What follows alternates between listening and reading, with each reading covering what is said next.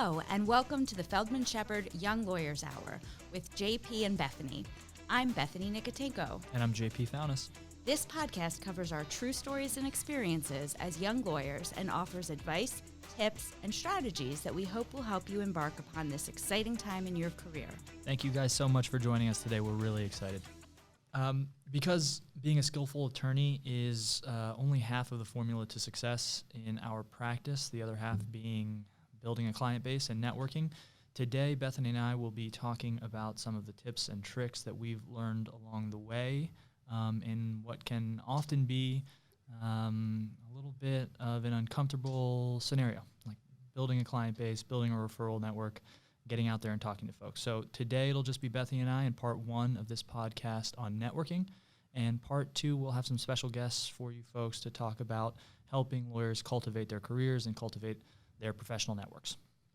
Cool. So let's jump right in. Let's take it back to law school. Pretty sure there are so many great stories about that. You starting, law career, you want to be a lawyer. At what point in time did you actually realize that, I do need to meet people? I'll start since I'm considerably closer to law school than Bethany is, and I'm sure I can remember. I think that probably it was right around my second, maybe the beginning of my third year, when I realized that I wanted to be a trial attorney, but it became more and more clear to me that that was really sort of my only option because of I had pigeonholed myself into wanting to be in either the district attorney's office or the public defender's office, and I had not spent any time outside of my comfort zone. I'd made friends in law school, I'd made friends in those internships, but I hadn't pushed myself outside of that comfort zone, so I hadn't met people really who were doing internships at big law firms or doing more diverse set of practice like immigration, that kind of thing that I had sort of tangential interest in, but I just hadn't really pushed myself. And it took me a while. I mean, I don't know about you, Bethany, but I wasn't great at getting out there and meeting people my first couple of years. How did you build your networking base? I'm very embarrassed to say that I certainly never realized during law school that networking is so important, and that's one of the first things that I would recommend to a young attorney in law school, that while doing well and getting good grades and achieving success in law school is important, when it comes to getting jobs, it's really about making connections and knowing people. So throughout law school, I did not connect with that many people. I was very focused on doing well, and the internships that I had and the opportunities that I had were not through networking. They were through on-campus interviews or interviews that I responded to online, and I certainly think now that I would have had a leg up had I taken the time to connect with more people and had I gone to events and connected with people. And what a lot of law students don't understand is that you can't be so focused on the end result. You can't be so results-oriented. You can't be driven solely to get a job. You have to put that aside and just worry about making the connections. So that's something that I didn't do that I regret doing, and I certainly look at a lot of lawyers now who are of my year or even more experienced who get a lot of referrals from people they did know in law school. So don't be so results-driven. Just look about connecting with people through events and any type of opportunity that you have. Yeah, I would add on to that now that I'm thinking about it, because I was recently in front of some law students talking about not this subject, but about being a young lawyer, and it occurs to me that I gave them some advice that I'll repeat here to any law students who are listening. I was still kind of in a frame of mind when I came into law school of like college and high school. It was still like the most natural thing to do is to find a group of friends in your section or whatever, and like that becomes your clique, and that's who you hang out with, that's who you go to the bar with, that's who you study with, that's who you do all your stuff with, and like that's the most, everyone feels that way, everyone feels that pressure, and so everyone kind of like self-segregates. And looking back, like I look around now at the Philadelphia legal landscape, and so many people who I had such a great opportunity to to develop a relationship with if I had been committed to that aspect of looking forward and realizing that's what I would need in my practice. There's so many people out there doing diverse, interesting, really high-level work who I just missed. I mean, now is a great time still to reach out and reconnect, but I just missed a great opportunity if I just would have stepped outside of sort of that like college-y mentality and been, really considered that, hey, this is a career that I'm starting here, and I need to invest in the resource that I have most available to me, which is 250 other students who are going through the same thing that I am on the same campus. Just get outside your comfort zone and go meet them. So let's talk a little bit about professional organizations, at the law school level and throughout your career. Can you actually give some suggestions as to, how important it is to join them, which are the top 5 for you, top 2, 3, locally, nationally, if you're parts of any of them, and how they've actually helped you throughout your career? Yeah, I have always been a little bit more focused regionally and locally. There are so many good national bar associations, but I find that they, especially the worthy ones, take so much time and so much effort that it's hard to be really broad in the groups that you join. For me, I'm really involved in the Hispanic Bar Association of Pennsylvania. Those are like some of my closest friends, people I consider family, and I love them all and support them all, and it's a great group of people. So I would say that if there is a bar, obviously if you're a diverse or minority hire, or if there's a bar that makes sense for you given your cultural background or your upbringing, that's an easy investment. Hold on, not a bar that serves drinks, though. Just I thought that's what you were talking about. I know, me too. I'm like, hold on. Is there wine? A bar. There are bars that serve drinks? I mean, Is that some days. A bar association, then certainly that's worthy of your time. And also, basically all of those bar associations here in Philadelphia have listservs and free programming specifically targeted towards law students and developing future membership. So that's an easy one to take. And then for me, sort of a natural overlap to that was I was always interested in service. I was at CLS, Community Legal Services here in Philadelphia is where I started doing my first internship, and that was an easy sort of young board to get involved in.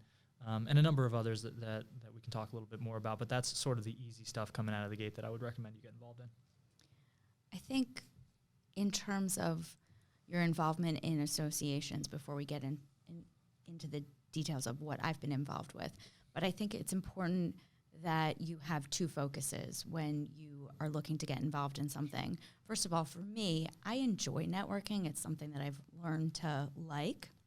And I think for a young attorney, when you spend so much time working, you need an outlet. So for me, networking is an outlet. It's something enjoyable. So when I'm looking to get involved in something, I want to make sure, 1, it's something that I'm going to enjoy and have a good time. It's something I can get away from the office and forget about the brief that I'm working on or anything else.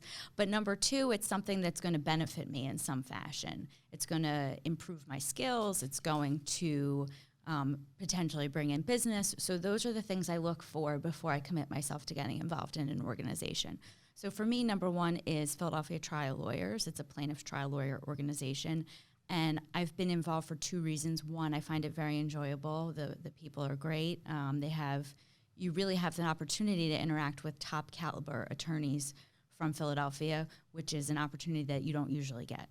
So that's one of the organizations. Number 2, I've recently become involved in the Philadelphia Bar Association. And for me, the reason in doing so is I think I want to, improve the policies of the Philadelphia Bar Association, work on charitable projects through the Bar Association, and generally help to benefit the profession. And I think also the Bar Association is helpful because unlike Philadelphia Trial Lawyers, who are essentially our competition in a lot of respects, Philadelphia Bar Association does not have many plaintiffs' attorneys. So that's an evaluation and consideration that I took before I got involved. So those are 2 professional organizations I've been involved with. I've been peripherally involved in the Brandeis Law Society, which is the Jewish Law Society. And, there are other organizations that I've been involved with that are not necessarily legal professional organizations, but American Jewish Committee I've been very involved with. I'm a fan of that organization. And also Philadelphia VIP, which is a pro bono organization. Can we talk about how important it is to actually get involved at a leadership level? I feel like the both of you have been actively involved, taking leadership roles at some of these organizations, devoting the time, billable hours versus hours dedicated to serve in these different places, how important it is to actually dedicate the time to do that.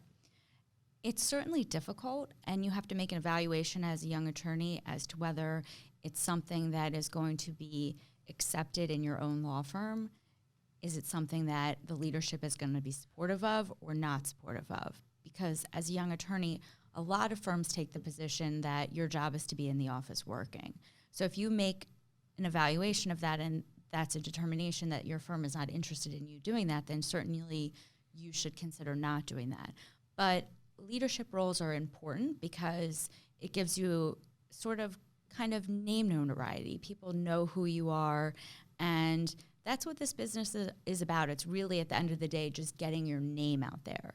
So leadership opportunities give you an opportunity to have your name on emails and publications and, presenting at different events. So I think that it is important for you to get yourself out there, and it gives you more visibility within the legal community. Yeah, for sure. For me, so that aspect of my involvement in some of the groups that I'm involved with has been enriching for the reasons that Bethany just mentioned, for sure, but also because, I think that to some extent, if you care about a thing, you have an obligation to ensure that it is functioning well, that you are making advancements for the group, and that you are sort of taking what the folks who went before you did and moving the ball along.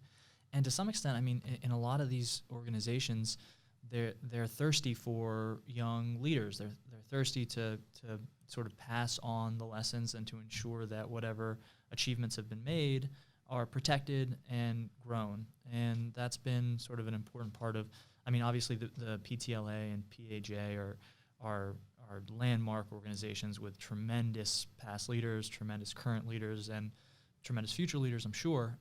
But that's something that we hear a lot from those folks is it's important that young lawyers get involved and to sort of take responsibility for continued success, not only of the membership of those groups, but also the people that they represent. It's important that, all of the political sort of maneuvering that the PTLA does, that PAJ does, it's important not only because it protects the practice and, the work that we do is important, but it also continues to keep access to justice open for our clients who rely on that. So that part of it's enriching personally and professionally. And it's just, it's the kind of thing where if you get involved in a group, it's not as if you're going to have a dearth of opportunity to advance yourself if that's what you want to do. If you're the kind of person who can commit the time and the competence to do it, then you'll have those opportunities if you want them. So let's talk about time invested in these sorts of endeavors. So do you have a set of hours, weekly hours you devote towards, networking, engaging in different events? And if so, how have you been able to manage, the work versus the time to meet people in terms of weighing in on a weekly basis? For me, so I'm always, obviously it's been really helpful to have Bethany come aboard here at the firm because she's so active. Oh, look at you. Oh my God, it's incredible. And another shout out. I know that we were talking about leadership before. Bethany just won a big election to join. Just brag, just brag. Just a YLD leader now. Me. Could not be happier about that. Future chancellor of the bar, no question about that. But it's tough in terms of the time commitment, but having someone else in the shop who is committed to being out there, committed to doing things as much as practicable, as much as is possible, it's helpful to kind of like keep the fire lit. Like I'm always thinking, can we be doing more to ensure that, we as a firm are out there and meeting people and making a good impression. So that part's helpful. And then, the rest of it is just kind of, everybody works a lot and it's hard to, ensure that you're not only fully committed to what you're doing professionally, but also taking care of yourself personally. And so I think having like a sharp distinction and having someone else in your life, a partner who can say, hey, like this is too much. Like you're going, like you can't do every single night at a networking event. You can't have a lunch every single day, is really helpful. So for me, I've been really blessed that that's kind of that's had its own natural balance. If it was up to me, I'd be at like between friends and networking events and that kind of stuff. I'd just be out all the time, and that's no longer possible in my life. So that's been a blessing. Newly married. Yeah. Yeah. I think that if you want to be a successful attorney and you also want to be a successful business generator, you cannot have the attitude that I'm going to do everything in 9 to 5. You have to realize that there's going to be a balance, and you're going to have to spend more time in the office, whether it be early in the morning, late at night, on the weekends, to compensate for those breakfast meetings, those lunch meetings, those drinks, those after-work events where you end up leaving the office at 5 o'clock. So for me, it's really having a schedule and a plan that recognizes that there are times when I'm out from the office for various networking events, and I'm going to have to make up for that time. You cannot expect to get all your work done and meet everyone's expectations and fulfill your responsibilities if you are taking working time and then gearing it toward networking time. For me, networking time is something that I almost consider to be personal in nature. I don't consider it, while it benefits the firm, and while at the end of the day it's part of my job is to do work. So the way I look at it is that it's an added bonus. It's something that I can do to get away from work. It's an outlet, but I'm going to have to make up that time some way or another because I'm not sitting at my desk doing work. I commend you. There's no way that I would have a mental breakdown in almost no time, because it's like it's enjoyable and it's fun to like go meet people and do all that stuff. But man, that's a heavy burden that you put on yourself to like be out there doing this stuff all the time, and that doesn't count at all. So you really do, you partition in your mind like this does not count as work. This isn't my work life. This is my personal life. Absolutely, because I enjoy it. I enjoy going out, meeting people, having a glass of wine. It's not something that I view as work at all. And I certainly understand that other people cannot do that. It's something they don't enjoy. They don't like going to meet with strangers. And certainly I felt that way at the beginning. But over time, it's been a complete outlet for me. It's a way that I relax. It's a way that I get away from the stresses of work. So I completely separate them in my mind in terms of personal time, networking time, work time. All right. Well, there you go. That's two tacks on how to handle it. Would you say you spend, let's say, 2-3 hours a week? Can you give me like an estimated amount of time? I mean, I'm trying to pull some tips for people in terms of what's... Sure. It really varies from week to week. There are certainly weeks where I'll have 3 lunches and an event, and it gets a little bit out of control where I'm spending, 5 or 6 hours networking. Or it could be this week where I have a lot of things going on, and maybe I'm only spending 2 or 3 hours networking. So it really depends on the week, the season, what's going on. But for me, I always keep sight of what's coming up in the next few weeks, what's going on. And when, I reach out to someone, because it's part of my networking is constantly reaching out to people and saying, do you want to have breakfast? Do you want to have lunch? Do you want to get drinks? So when I'm doing that, I'm scheduling it in a manner where I'm not overloading myself, where I say, okay, well, I already have 2 events that week, or I already have 3 meetings that week, so let's push it off to the next week. So it's really about planning and making sure that your schedule is not getting out of control so that you're not overcommitting yourself. Okay, so let's talk about being intentional about types of events you actually pick and choose to go to, why, and why is it so important to actually have a strategic plan before attending anything and everything you're invited to, because you'll never be in the office if that's the case, Yeah, right. Get any work done. I think maybe the right way to think about this going forward is that like I feel that I dislike networking events, and Bethany likes them. So if you probably, if you're listening to this, is you a fall, great contrast. Yeah, you fall into one of those 2 buckets. I think you have to. So for me, I'm someone who genuinely dislikes going, and I think that it's only Why? because it feels so not only forced, but to some degree there's like, I've always come into it with a mindset that like, all right, well, everybody's here, everyone's having the same It's not natural. 2-minute basically. conversation. It's not, there's no genuineness to this interaction. And I'm a outside of work, very pro-social person, and I enjoy and am energized by my relationships with friends and family and loved ones. So like when I come into a setting like a networking event, I'm off on I immediately come into it with the thought that like, all right, everyone here is being fake. Everyone here is like having the same 1 to 2 minute conversation.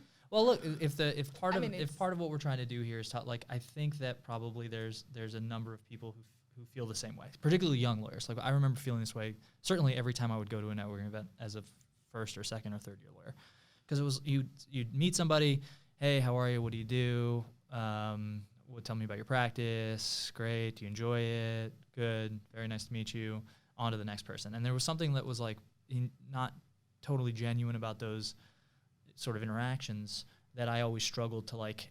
I can't get outside my own head. I'm always thinking like they're thinking this too. Like the person I'm talking to is having the same thought process. So we're both kind of like faking each other. That's what I thought when I met you. Right. Right. And but to the point, my point has been like, if I can get myself out of that space in my head and the only reason that I ever have any sort of success or fun at networking events is because I'm able to do that and say, what I'm actually going to have I'm going to try and have a genuine conversation here and get to know like a smaller number of people, but in a genuine sort of deeper way. And that'll be enriching for me. And then I can just kind of like go, in addition to like a nice base of like 1 or 2 drinks, it's much easier to sort of have a conversation when you have a commitment to actually building a relationship with somebody, as opposed to circulating around a room as much as possible to meet as many people as possible, which I'm just like not that good at I'm not good at faking that. My first suggestion was going to be, have you tried to mix alcohol into this process? I've tried. Oh, Bethany, I've tried. I think for me, I certainly had that attitude that you have when I was starting out. And absolutely, there are times when I go to an event and I get there and I say, oh God, I don't know a single person here. I don't want to talk to any of these people. Why am I here? Certainly that happens to me. But for me, when I developed the attitude that networking is not about instant gratification, I felt better about it. When I go into a room, when I meet people, I am not thinking, I'm here to get business, I'm here to get referrals. I've taken that pressure off of myself. My goal is to get out there, meet people, get my name out, have nice conversations, and enjoy myself. Have a glass of wine, laugh, have a good time. And I'm able to do that through networking. And through networking in Philadelphia in the legal community, I've somehow met some of my closest friends. So I think a lot of young lawyers go into networking with the purpose of, I have to get business. I need to get something out of this. And if you take that off of yourself, at least for me, it makes the process more enjoyable. And the more you do it, the more you become accustomed of talking to people that you don't know. And it's funny, I mean, I had a lunch recently where it was an impossible conversation. It was 1 hour of an impossible conversation, because the more you learn to network and the more you get out there, the more you learn how to talk to anyone. You know, I can have a 1 hour conversation with anyone, but still you're going to come across those people where you're like, oh my God, this lunch is like pulling teeth. But I think the more you do it, the more you get out there, the more you don't focus on your end result, the more it's going to benefit you.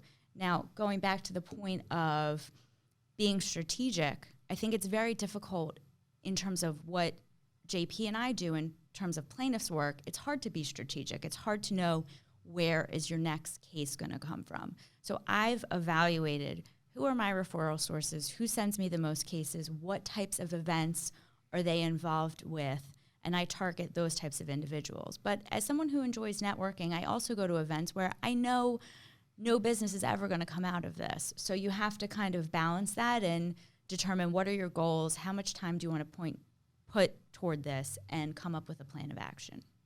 Yeah, so I totally agree with that. I think that I think we get to the same place by different paths. Like the most rewarding parts of the networking experience for me have just happened to coincide with the professional networks that I guess would help someone in plaintiff's practice develop a referral base over time.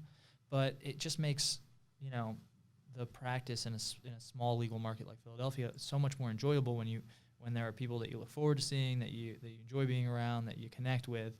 And I've certainly met most of those people through the various organizations that I'm involved in, and often, I guess, through the networking events that you kind of like feel compelled to go to for whatever reason. I know that Bethany enjoys them. Not everyone enjoys going to them, but they can be rewarding if you keep an open mind and either concentrate on having an enriching experience with someone, or don't focus on what you're getting out of it. I think both of those are good mental sort of places to be in when you attack it. And don't focus on your competition either. I know that when you and I go to a lot of these networking events, there are lawyers there that we compete against for cases every day. And I would tell people, don't focus on that. Be friends with those people. There are benefits to that. And you shouldn't be so caught up on, are they getting cases from this person? I'm not getting cases from this person. They're doing better than me. I'm not doing better than them.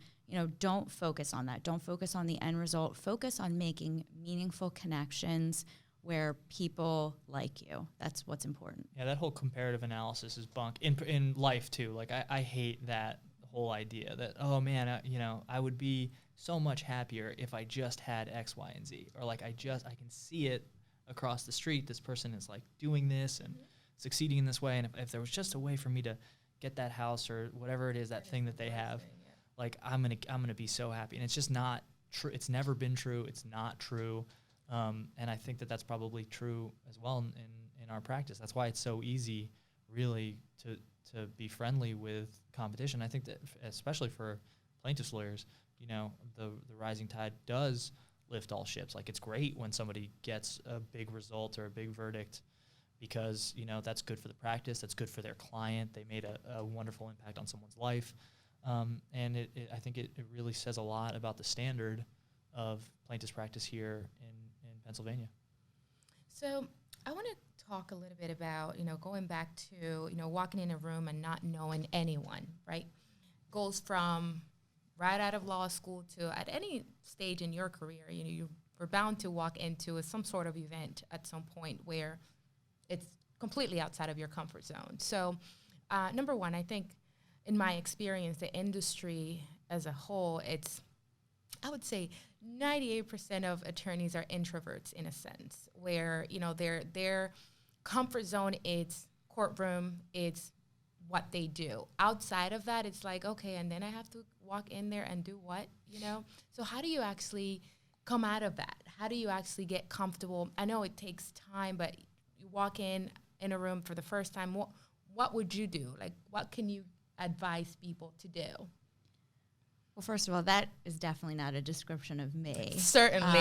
You're the top 2%. Not a description of me. But if you find yourself walking into a room and you're terrified and you don't know anyone, look around and figure out who's the second most terrified person in the room, who doesn't want to be there, and go talk to that person. Inevitably, there's someone standing in the corner that's very lonely looking, that is very easy to approach and for you to go to talk to.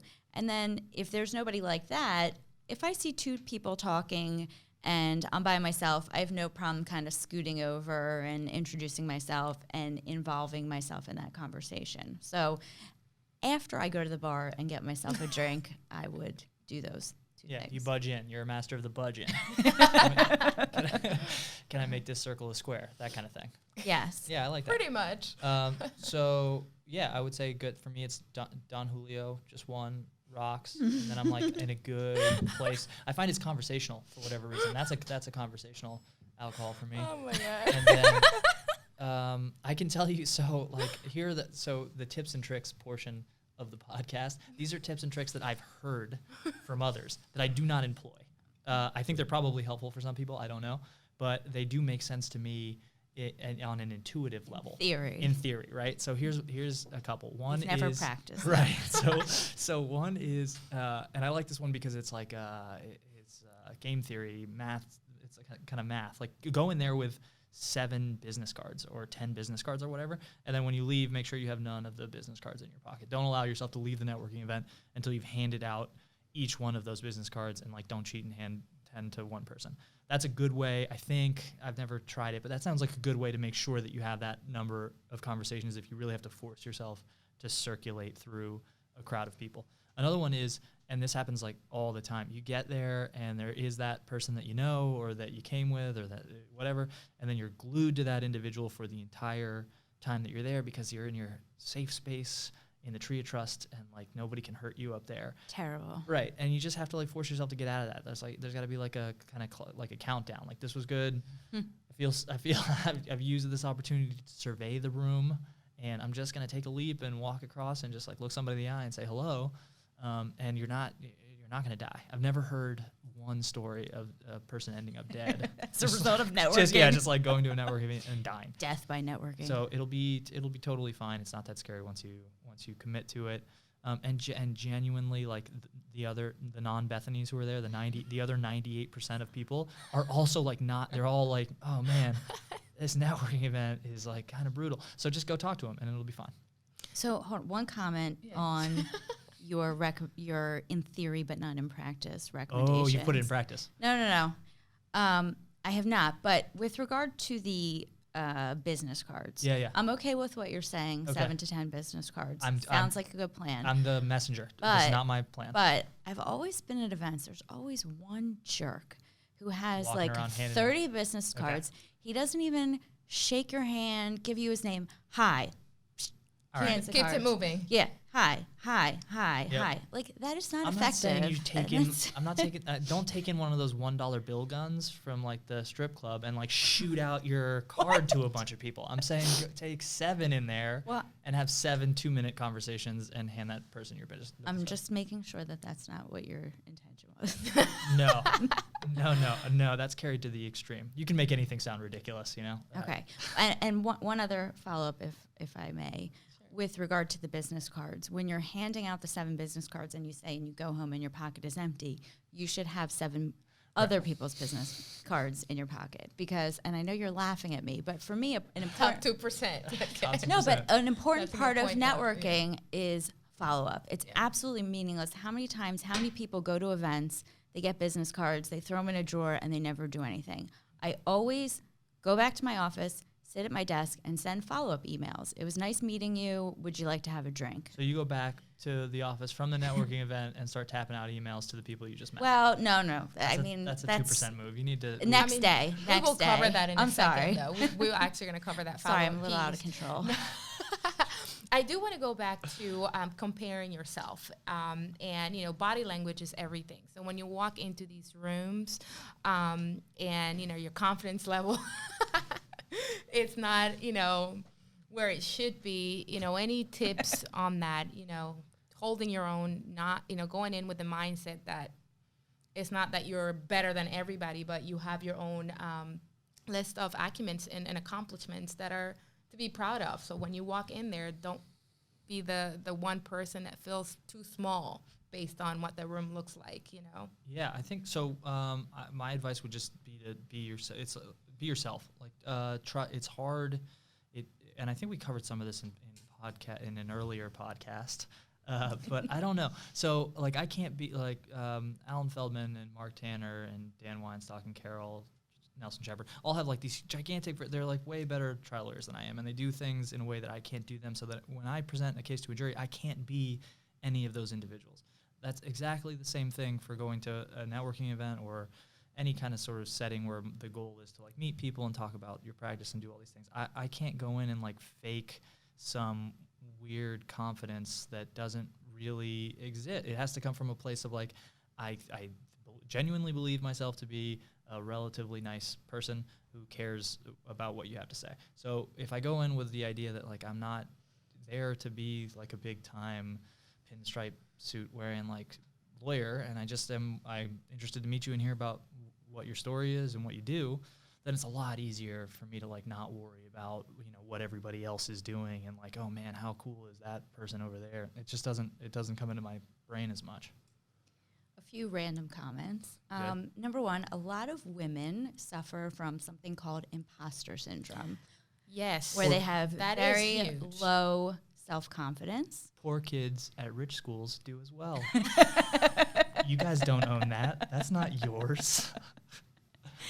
Oh boy. So- Anyway. So a lot of women suffer that, and they don't have high confidence and high self-esteem. And I think that there's a misperception that, for example, people think that I have a lot of self-confidence and that I think very highly of myself. And that's something that I've been accused of. But I think it's because I know how to project and exude self-confidence. And I think that that's something you can do even if you don't have it. It's a way that you carry yourself. It's a way that you talk to people. You can learn how to exude self-confidence. That's number one. Number two, in my experiences with networking and generating business, even though there are people out there that have big verdicts, have impressive credentials, have a lot of experience, most of the time I'm referred cases because people know me and they like me. They have a relationship with me, they had a good conversation with me, and they like me as a person. So I think if you remember that a lot about business is not about the results that you've achieved, it's not about the press that you get, but it's about people liking you as a person, then I think that you can have a lot more self-confidence walking into a room and saying, it's about making connections with people that are meaningful and having people like me, and that's how I'm going to get results. So, going back to that point about women and that whole imposter syndrome, which it's such a trendy phrase or word these days or term these days. Let's talk about being the only or the few women in the room when you walk into one of those networking events and being one of two. Hold on, Bethany, I'll take this one. Okay, the floor is yours. I feel like we're in the middle of a therapy session. Yeah. I feel like that happens quite often, given that the industry is male-dominated, or our area of law is male-dominated. Can you talk a little bit about that? Have you experienced that? Have you? Sure, it's something I experience all the time. For me, it's not something that bothers me because diversity is good. And when I walk into a room and it's all men and everyone looks the same, I, in my mind, say, oh, people want to talk to me. I look interesting. I'm different. It's a different conversation that they can have. It's, a younger person, something refreshing, a different perspective. So I never look at it as a negative thing, and I truly think that it's to my benefit. I think that I've built relationships with men and with more seasoned attorneys because they found it refreshing to deal with someone with a different perspective, to deal with someone that's still happy and enthusiastic about being an attorney, someone who likes what they're doing. So I've never looked at it as a disadvantage, and I truly believe that it is an advantage. Yeah, certainly. So if we go into those relationships that you've built over time, how do you foster those relationships? How do you actually keep up? How do you maintain those relationships over time to make sure that you stay top of mind? Anything that you can offer, tips on that? Sorry, I was still thinking about imposter syndrome.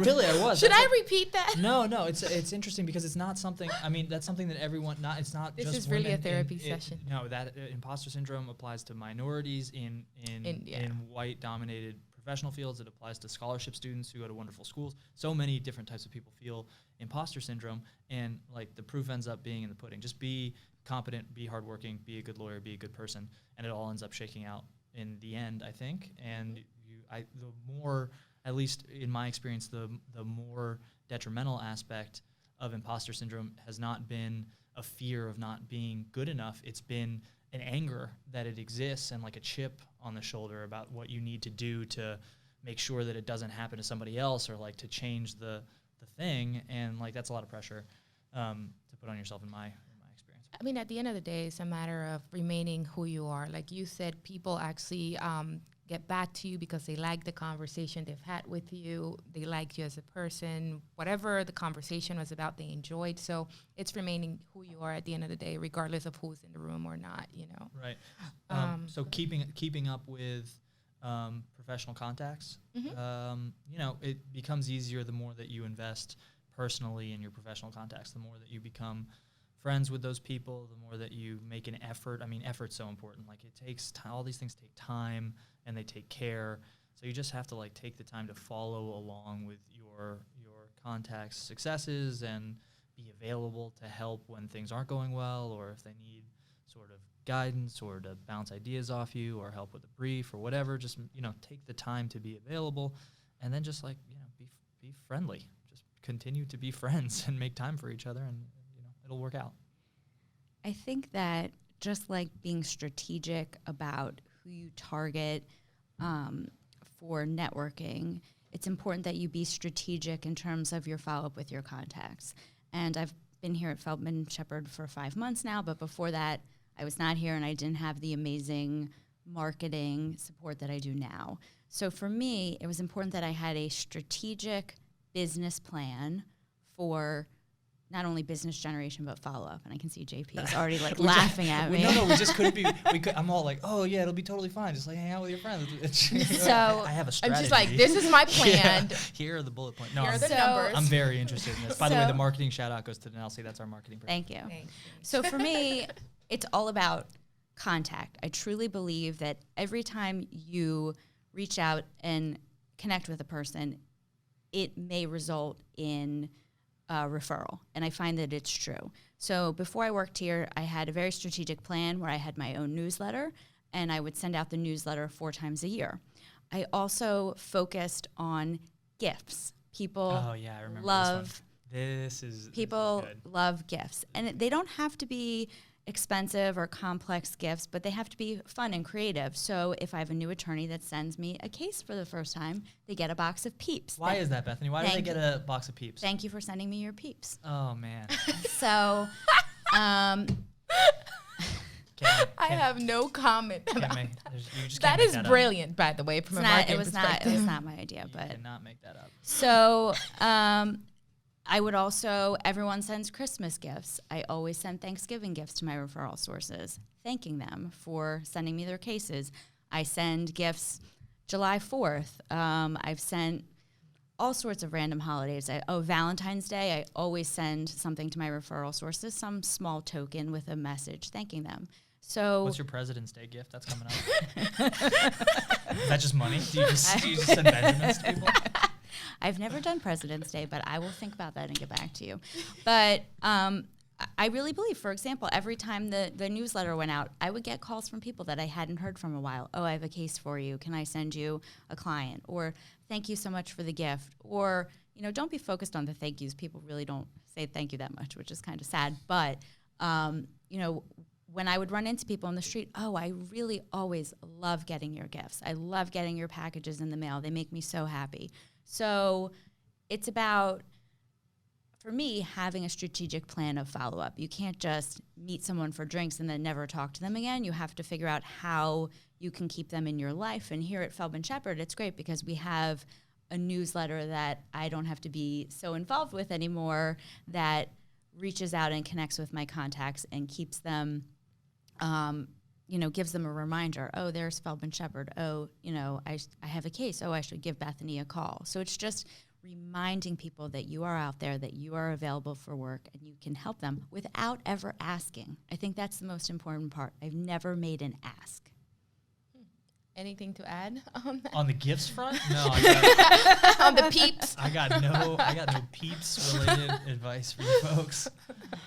But that sounds, I mean, that's a compelling, that sounds right. Like what you just said sounds like a good tactic, and it's obviously been working for you. So the people that you meet for the first time, though, are you sending handwritten notes? Are you what's the follow up with your? Do you send a welcome email? You know, so welcome to the team. I gotta know what this is. This is gonna be good. So two things. Handwritten notes are impossible because my handwriting is terrible. So for me, I always send an email follow up. I've also discovered a website recently that's tremendous. It's called Postables. Wait. Sorry. We need to get them as a sponsor before you start. I don't want any. Yeah. Okay. What's going on Okay, over okay. here? Let All me right, just tell the people what it is. Postables.com. I found a website that basically types, and it looks like handwriting, and I've tested it out. So people think that it's a handwritten great. note. Oh my God, They think that it's a handwritten note. I tricked my mother. Seriously. They think it's a handwritten note, and it's not. Sociopath behavior. What? So you go online, you type out your note, you put in the address, even the envelope looks like it's handwritten, and they send it for you. Can you choose different types of handwriting? Yes. This is incredible. So go on there and look and check it out. I look forward to them being a sponsor of this podcast in the near future.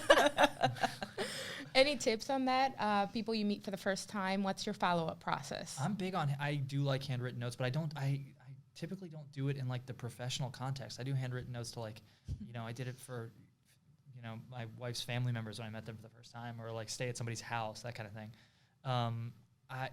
The follow-up email is enough for me, and it's usually, Kurt, if I am interested in talking to somebody and developing a relationship with that person, I want to be in person with that individual again as soon as possible. So I'm always looking to, go for a meal or go to a game or something like that, because those are genuinely fun, and it makes it, I'm just better in that.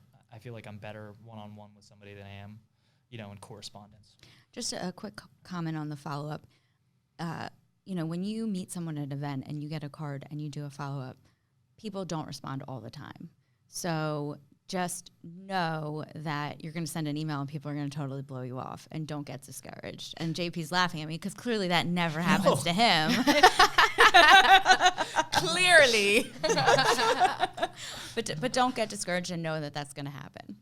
Now, do you send a follow-up to everyone who gave you a business card, or are you, is there a strategy behind who you send the follow-up to? It depends on what type of event you're going and who you're connecting with. If you're going to an event that's not all attorneys, and you go home at the end of the night and you have a bunch of cards from people that are not necessarily really part of your network or who are going to help you, then I don't always follow up with everybody. Or, you go to an event and you meet someone and you get some weird vibe, or the person creeps you out. You don't have to follow up with that person. So definitely, definitely, you don't always have to follow up with everybody. But certainly if I'm going out and meeting attorneys, I try to follow up with everyone I meet. And what's the timing in terms of, you meet them today, do you send something tomorrow? Do you send something next week? Do you reach out again after the first time? It certainly depends on how busy you are, if you have a lot going on. But for me, I try to do it the next day. I think that's what works the best. But certainly there are times when I pull out a big stack a week later and start shooting off emails. I'm big into like the card ends up in one of the pockets. And then I'm out for like the rest of the night, and then the dry cleaner or whatever, there'll be a card. And I'll be like, all right, so it'll be whenever the card resurfaces, or it'll be when I meet them in a more intimate context. It's not like a huge networking event. I met 100 people. Then it's easier the next day to shoot an email and say, hey man, it was great to speak with you. Unless it was somebody that you really needed to get back to, like, hold on. Yeah, I don't know. You don't lose that card. It's it's weird. Maybe I'm in the minority on this. I've always considered the professional success that I think that is the most enriching and the most that you can trust coming the most is based on the quality of your work and your ability, at least as a trial attorney, to present in a courtroom, to take strong depositions, to do all the nuts and bolts things. So that, to me, that's always where I'm focused, and I want clients to be happy. I want referral sources to speak to those clients and hear that I did a great job or whatever it is. And that kind of is where I focus a lot of my energy. The rest of it is more personally enriching. It's more like I want to have I enjoy the Philadelphia legal community. I like a lot of these lawyers. A lot of them are really smart people who know a lot about different areas, a lot that I don't know anything about. And not just legally, like they're just smart, bright people who are fun to talk to. So that part of it, I focus I guess my professional networking is more like a byproduct of my desire to, have friends who are cool. So you do enjoy networking. I enjoy. You've come full circle. Yes, he has. I have enjoyed. I don't enjoy networking events as much as I enjoy hanging out with people and talking to them.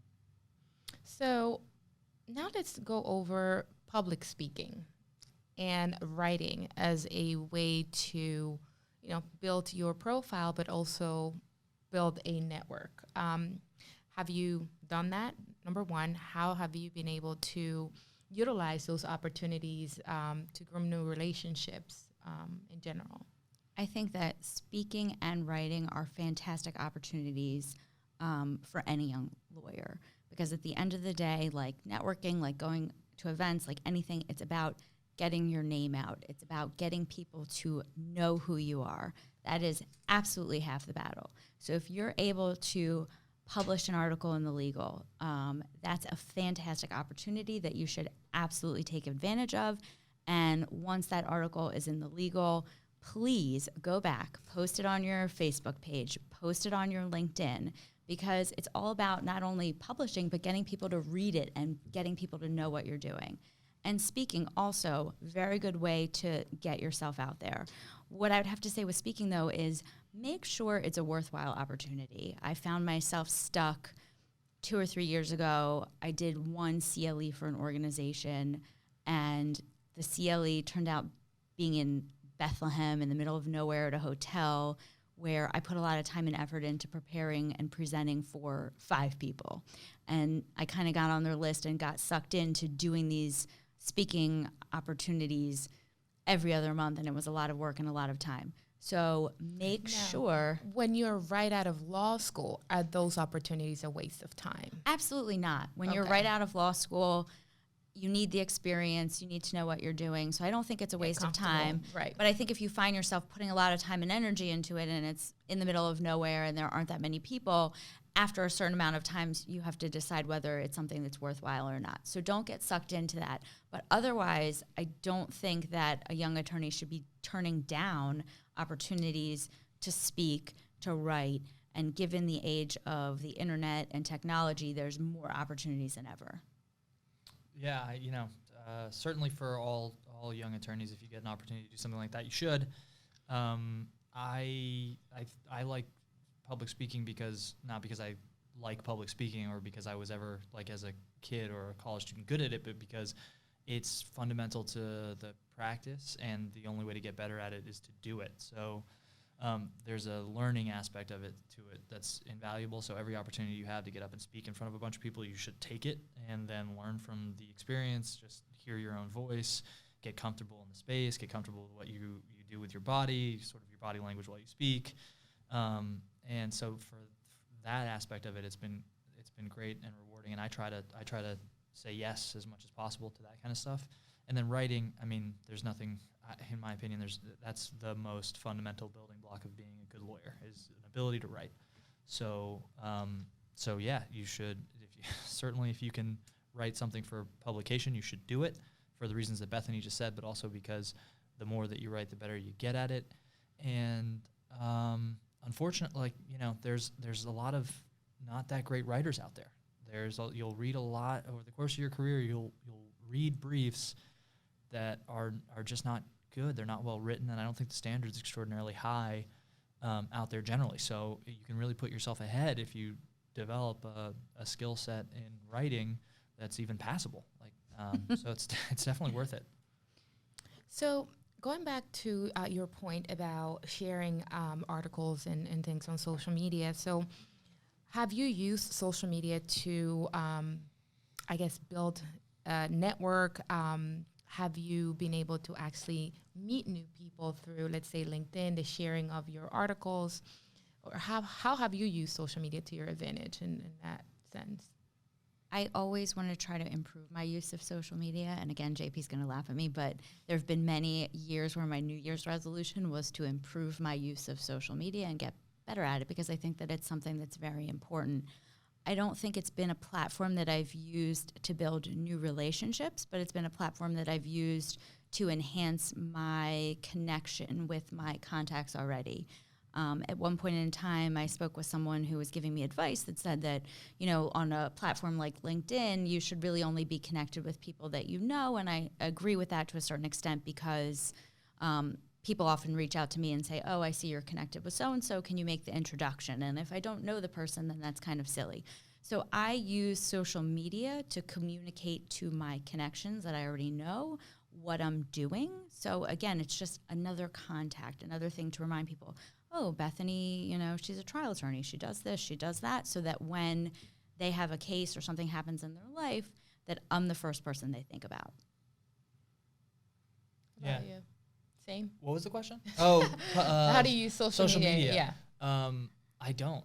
I just don't, and I probably should, and I don't, and that's not. I'm not so happy to hear I know, that. Obviously, it's the whole. It's the confession time. Yeah, it's the whole thing with I just can't stand that comparative thing that's going on in our culture right now. I hate it. I don't have an Instagram account.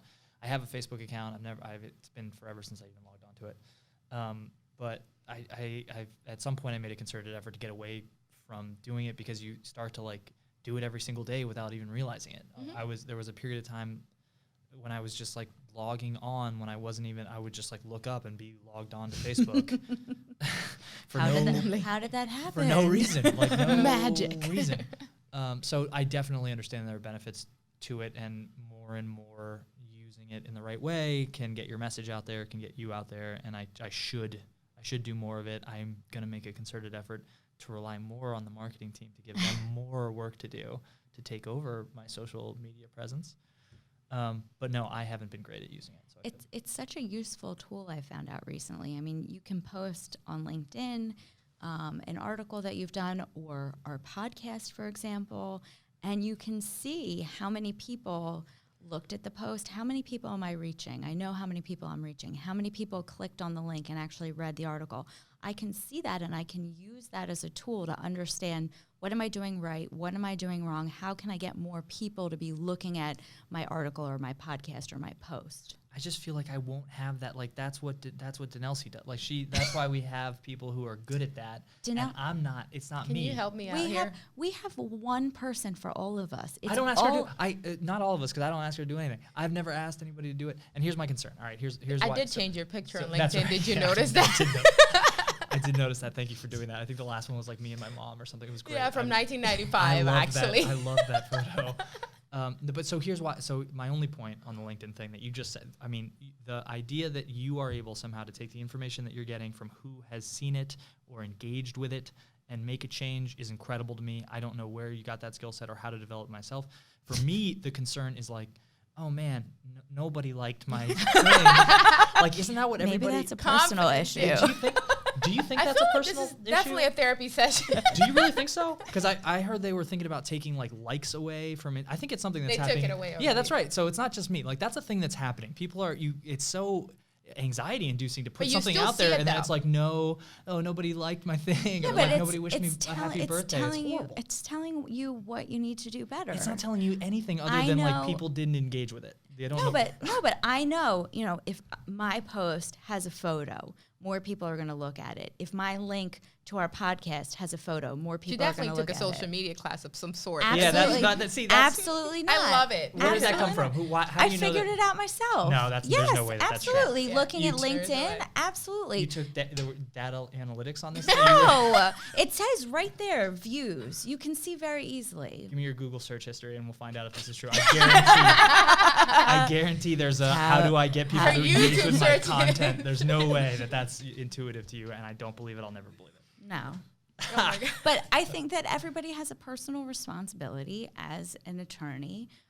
If you have an interest, if you want to promote yourself, if you want to do better, if you want to bring in more business, this is part of the market. This is what you have to do. And you cannot rely on the one or two marketing people in our office to do that for you. Now, I drive Denelsi absolutely crazy. Can you do this for me? Can you do that for me? Can you help me with this? Can you help me with that? But I also no comment with a K. But I also do a lot of it myself, and I'm interested in it, and I want to improve my social media and engage with my contacts more. I think the advantage of doing that, it's also, right now you're exposing yourself to a local network, right? Events you go to, if you're in a newspaper, magazine, ad. So it's very centered around, I'd say, a 5-mile radius or whatever markets we are promoting. So when you go on social media, you're actually expanding your reach to national audiences. So definitely an opportunity there, especially with articles you've written or podcast interviews, anything along those lines. as they definitely generate new business. Definitely a way to generate new business. No, I want to make. I'm not like an old man screaming at clouds. Minority here. Like, here. I'm not saying. I'm not doubting any of what you just said. Like, it's obviously you can't be all true. things to all people. It's obviously very true. Yeah. It's important. It's all those things. It's just like a personal failing. I'm not good at it. That's all. That's all I'm saying. And Yeah, with yeah. regard to the national, opening yourself to a national network, that's, again, something that you can track. You can see how many people from She took an Philadelphia look. analytics No, I didn't. There's 100%. How How many people, 10 people from New York looked at this. People from California. I am actually very impressed and happy Oh, thank you. to hear this. I appreciate that. Now, we've talked a lot about building a referral network. How about, going outside of that? What have you done? What do you do to expose yourself to audiences outside of the legal industry, if anything? Do you go to, events, or if you go to like this, even family, friends type of gatherings, like what are some of the things you do to foster that and position yourself as an attorney, who you are, what you do to gain business outside of law? It's important that everyone that you know knows what you do. So for me, that's a big thing. And again, JP's laughing at me. So everyone at the sporting club at the Bellevue knows that I'm an attorney. They know what I do. And I have people that have contacted me. I have a family member who has a problem. I have this or that. Can you help me? So, my husband does real estate. And I make sure that everyone he's involved with knows what I do. He works for a company that's in commercial real estate. A lot of their tenants happen to be attorneys or other types of people, and I use him for connections, or, sometimes I help him with renting apartments, and random people, I give them my card. It was nice to meet you. By the way, I'm an attorney. So put yourself out there and make sure that people know what you do, even if they're not in your network, even if they're not attorneys. Yeah, that all sounds right too. I mean, that sounds like exactly what you should do. I've been so I'm just really lucky on the personal side of things. I went to college here. I went to grad school here. I just have a lot of good, close relationships here. So I'm that part of it is kind of a natural area where just from talking to people in those circles, they kind of know what I do generally. And then I've never turned it, like, I had a buddy of mine once tell me, you should never do $100 job. You should do a favor. And I've kind of like taken that to heart. Like I get called on all kinds of like weird stuff that I don't know anything about. And it takes a little bit of time to research it, to help out, to give some advice. But I think that probably, again, like in the long con sense of things, in the aggregate, probably that does some benefit. I have no analytics to demonstrate that like me doing that has improved my sort of my draw, but it's I think probably over the long term going to be fine. And then the other side is service. I think you should be service oriented. I think you have an obligation to be service oriented as an attorney, and particularly if you preach certain fundamental things in your life that you care about, certain ethical codes, or really just morals that you believe in, then you kind of have an obligation to go out and practice that purpose in the real world and to serve the community in some context. So if you're willing to do that and take the time to do that on a weekend or on MLK Day, for example, which is coming up, like you, over time, again, I think that you will have an opportunity to meet a lot of people that you wouldn't otherwise meet, who will get to know you as a person, to get to know your competence level, and get to know that you're a lawyer who practices in a certain space. And I think over time, probably that'll get your name out there too. Okay, so let's go back to first 3 years out of law school.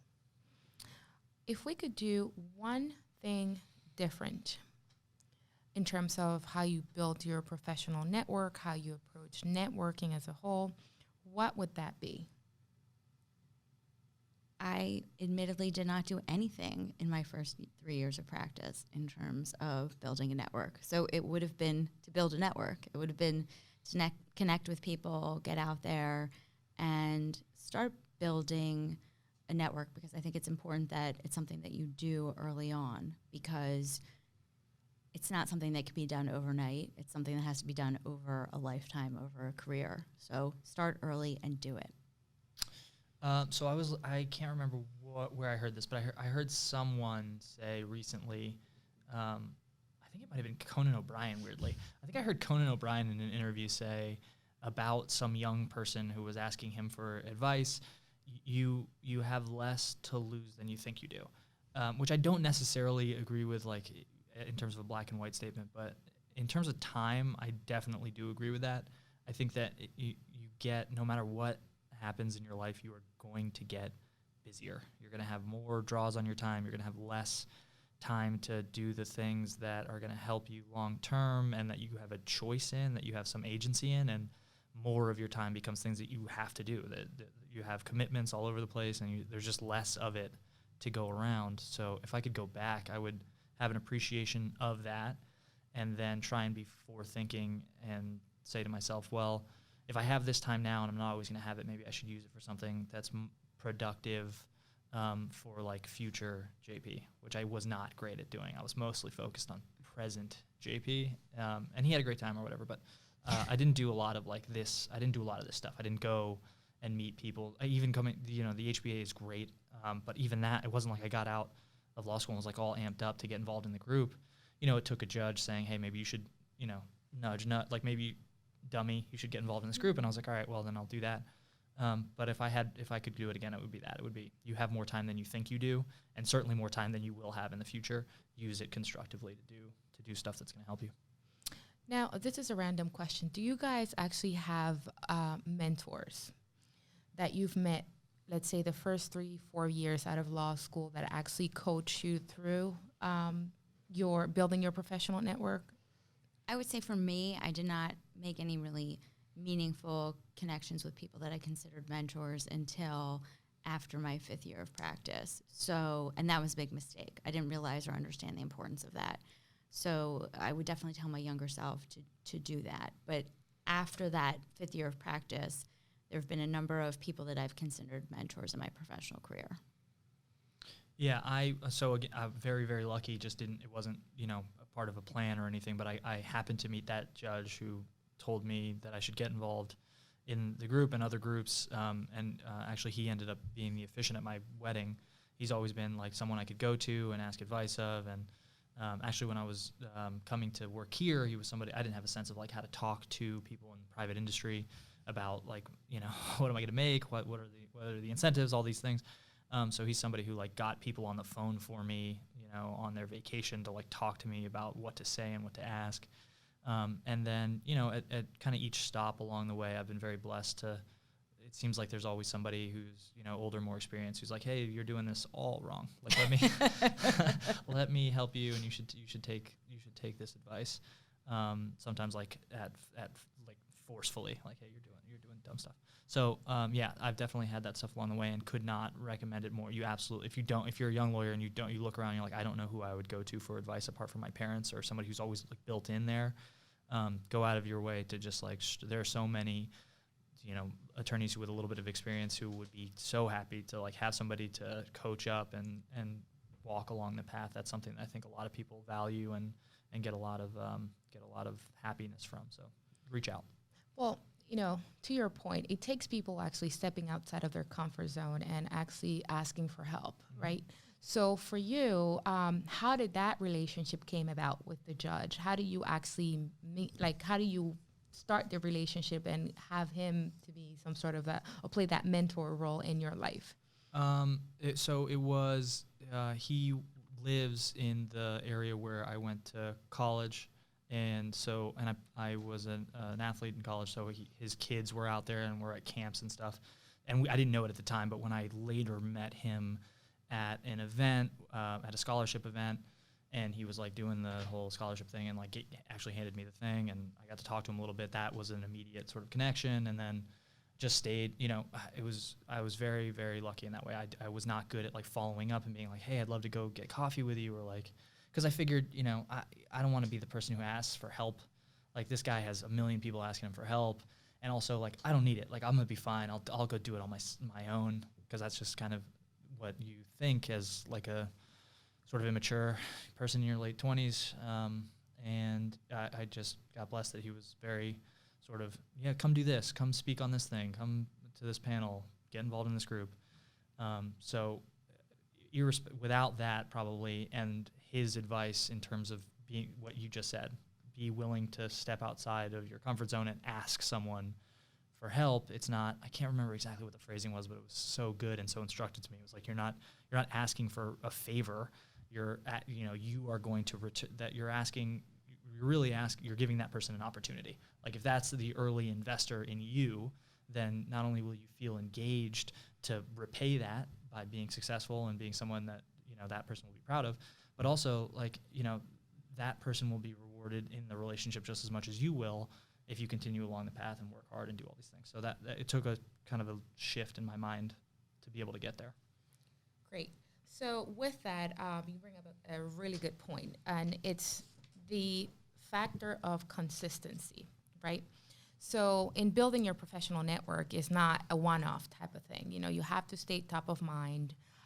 You have to be persistent and consistent at the same time to be able to foster those relationships and, again, stay top of mind. So what would be some recommendations you could offer to young lawyers in terms of, staying consistent and not going too overboard, where you're like in people's faces every day, but what's that happy medium? What are some of the things you do yourselves to get that going on your path? Just have a plan, have a goal, and stick with it. Whether it be I'm going to connect with 2 new people every week this month. That's my goal. Or I'm going to have 2 follow-up lunches a week. Or I'm going to post on social media X amount of times. Make a plan, set a goal, and do it is the best way to be consistent. I'm big on my consistency mostly comes from routine. Like I'm a creature of habit, so I need certain things all the time. And if I don't get them, I become like total, like I need, physical activity. It throws you off. Yeah, I get all out of whack. And then I'm like, not only am I become a worse person to be around and like grouchy, which is like not my normal space, but also I'm less productive. It's harder to get motivated. So I'm big on routine, big on like doing the things that you need in your life, but also like big on self-care. I don't think that I've ever talked to like young lawyers and not been like, hey man, take care of yourself, because it gets really stressful, and like identify early what you need. If you need somebody to talk to, then go talk to somebody and make that part of your routine.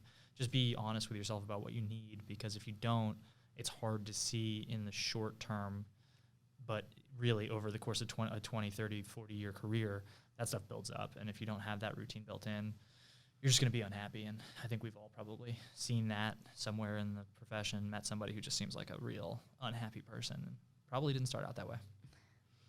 Great. So in closing, new year, 2020, let's set up some, New Year's resolutions here.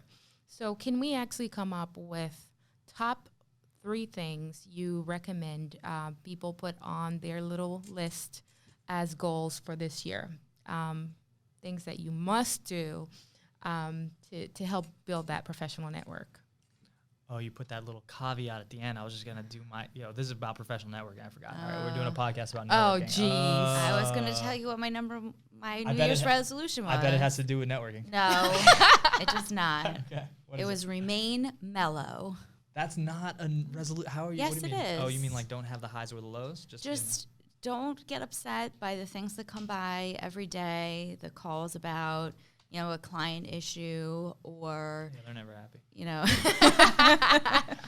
Or don't be stressed out because you have so many briefs to do. Right. Stay calm, remain mellow. Right, I like that. That is great. Oh, thank you.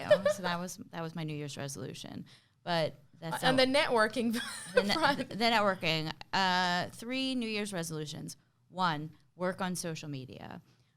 Promote yourself more. That would be a perfect resolution. 2, set a number of people that you want to meet this month in whatever network it is. I want to connect with so many people and have so many follow-up lunches. And 3, find a way to get yourself and your name out there more so that more people know who you are. 3 New Year's resolutions. Boom. Dang, those are solid. Pretty good. Those are Okay, are you ready now? Those are solid. My personal New Year's resolution was to read 10 books. Wow. Which is so intellectual. It just is such a bad feeling to have to make that a resolution. But you can't. We read so much in the practice, and I just don't get to do that much. I mean, I have 20 like as my goal. Yeah, for that's the year. a lot. Like I would love. I just can't. I had to set something that's like very, manageable. Yeah, it has to be attainable, and 10 feels attainable. I don't know. I got one down. So I'm on the way. That's pretty good. We're like 16th. So I cheated. I started the book in 2018. He has cliff notes. In 2018. I started the book in 2018, but it's not like, come on. I gotta. Okay, it counts. I'm not gonna be too hard on myself here. So that's my personal one. Professional networking goals. I would really love to start to send people gifts like Peeps and stuff. I would like to. I think that's a good one. Oh, we made her happy. It happened. Bethany spit up her coffee. Bethany spit out her coffee. Oh no. I can't. Okay. So on my gosh. on the professional networking thing, I think. I'm crying. Oh no. You feel like a proud mom here about the Peeps. No. We're establishing a Peeps thing. No, he's making me. No, I think a good professional networking one would be to join one either bar association or legal adjacent group that's not in your preferred practice area. Go to a meeting or go join some group that's like, the real estate bar association or something that's just not you, so that you can get a little bit of a more diverse network going on, but also like hear a little bit about an area of law that you don't know that much about, which I always find to be like, you get so into the personal injury space, you begin to lose. There's other stuff out there. Well, you're missing one. 1, 2. Oh, there's a third one? Yeah. 3. You were asked for 3. I'm gonna run a half marathon with new people that you've never. That's my wife's. With new people you've never met before. Boom. Yeah, that's it. I'm gonna get a training group together for a half marathon that consists of new people. I'm gonna join a run club. Bam, done. Bam. Okay, I'm just gonna ignore this. Anyways, great tips. Yeah, okay. thank you. All right, guys, thank you so much for joining us today, and we will see you next time. Thanks, everybody. Thank you.